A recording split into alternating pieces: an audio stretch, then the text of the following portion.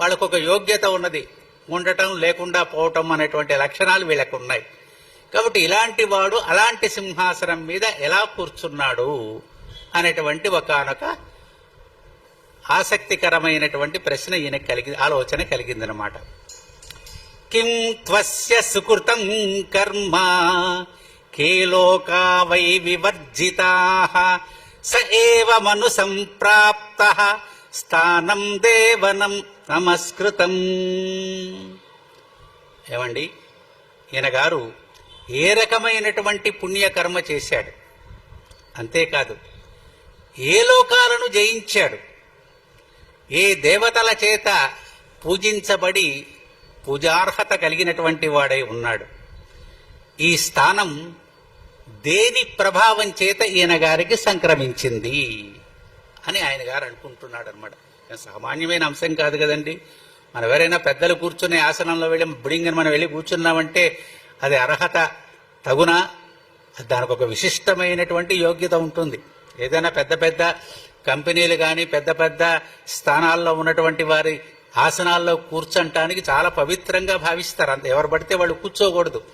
ఆ కూర్చునే వారికి ఒక శక్తి ఉంటుంది, పరిపాలించే దక్షత ఉంటుంది, అదృష్టం ఉంటుంది. అలాంటి అదృష్టవంతులైనటువంటి వారికి చెందినటువంటి దానిలో దురదృష్టవంతులు వెళ్ళి కూర్చునే అధికారం ఎవరికి లేదు, కూర్చోకూడదు.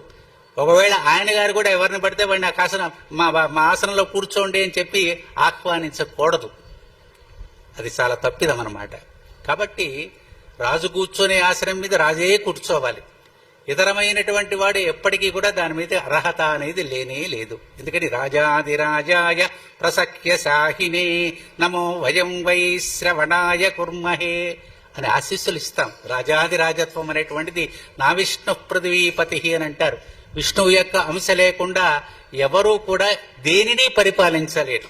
ఎవరైనా దేన్నైనా శాసించగలుగుతున్నారు అని అంటే ఆ శాసించేటువంటి అధికారం ఉన్నటువంటి వాడికి విష్ణువు యొక్క అనుగ్రహం ఉన్నది, వారి యొక్క అంశ ఉన్నది అని అర్థం అన్నమాట.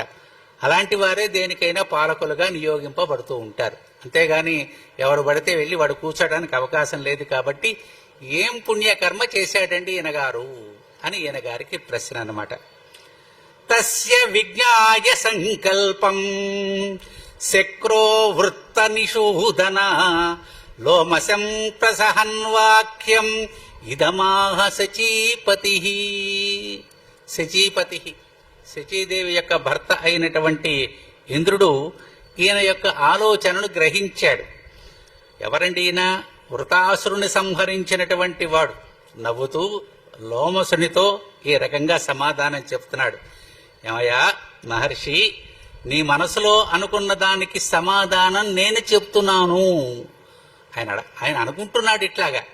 ఇంద్రుడు గ్రహించాడు. గ్రహించిన దాన్ని తెలుసుకున్నట్టుగా ఆయన చెబుతున్నాడు. ఏదో ఆలోచిస్తున్నట్టుగా ఉన్నావే, నువ్వేదో వచ్చినప్పటి నుంచి ఏదో ప్రశ్నార్థకంగా ఉంది, నీ ముఖం చూస్తే వచ్చిన పనిని మర్చిపోయి ఇక్కడ ఏదో ఉన్న దానిని చూసి దాని మీదే ఆలోచనలో ఉన్నట్టుగా కనిపిస్తుంది నాకు. కాబట్టి దానికి సంబంధించినటువంటి సమాధానాన్ని నేను చెప్తాను, నువ్వు విను. ఇతడు మానవ జన్మ ఎత్తినటువంటి సాధారణ మర్త్యుడు కాడు. నా పక్కనే కూర్చున్న వాడి మీదేగా నీకు అనుమానం? ఆయన సామాన్యుడు అనుకుంటున్నావా? మానవ జన్మ ఎత్తిన సామాన్యమైనటువంటి వాడు కాదు. ఎందుకని?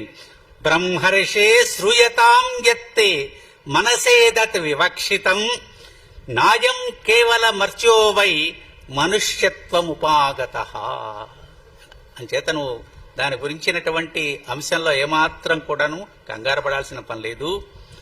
మహానుభావుడైనటువంటి ఈ అర్జునుడు కుంతికి నా అనుగ్రహము చేత జన్మించినటువంటి వాడు. ఆ అంశం ఉన్నది.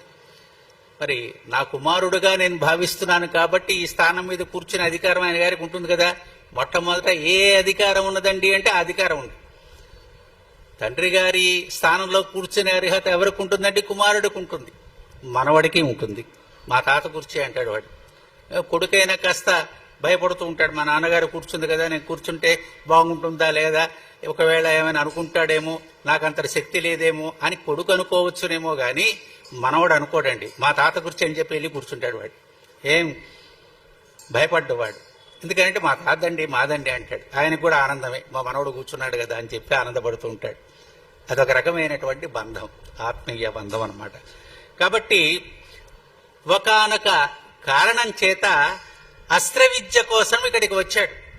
ఈయన గారు ఎందుకు వచ్చాడు ఇక్కడికి, ఈ లోకానికి? కొన్ని విశేషమైనటువంటి అస్త్రాన్ని సముపార్జన చేయటం కొరకు ఇక్కడికి రావటం జరిగింది.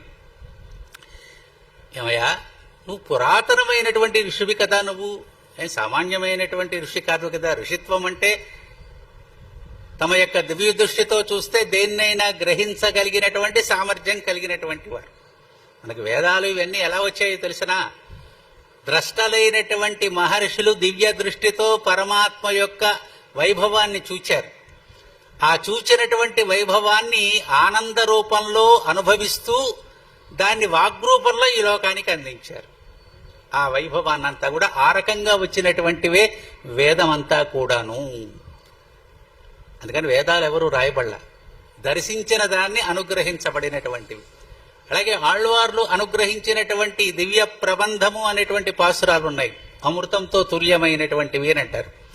అవి కూడా వాళ్ళకి సాక్షాత్తుగా పరమాత్మ తనంతర తానుగా దర్శనం ఇవ్వటం చేత ఆనందాన్ని తట్టుకోలేక అనుగ్రహింపబడినటువంటి దివ్య సూక్తుల రూపమైనటువంటి పాసురాలు అవన్నీ కూడా. ఎవరు రాయలేదు అవి, ఎవరు రాస్తే వాటికి ప్రమాణం లేదండి. అవన్నీ కూడా అనుగ్రహ రూపంలో వచ్చినాయి కాబట్టే వాటికంత ప్రామాణ్యత ఉంటుందన్నమాట.